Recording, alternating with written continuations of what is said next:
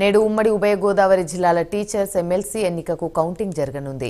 ఈ నెల 5న పోలింగ్ జరగగా మొత్తం 5గురు అభ్యర్థులు బరిలో నిలబడ్డారు.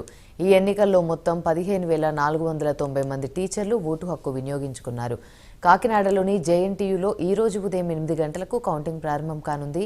14 టేబుళ్లపై 9 రౌండ్లలో ఓట్లను అధికారులు లెక్కించనున్నారు.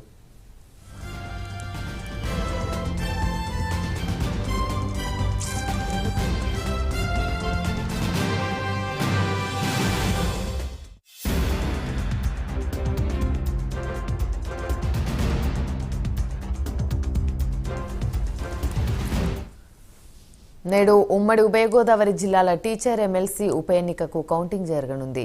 ఈ నెల 5న పోలింగ్ జరగగా మొత్తం 5గురు అభ్యర్థులు బరిలో నిలబడ్డారు.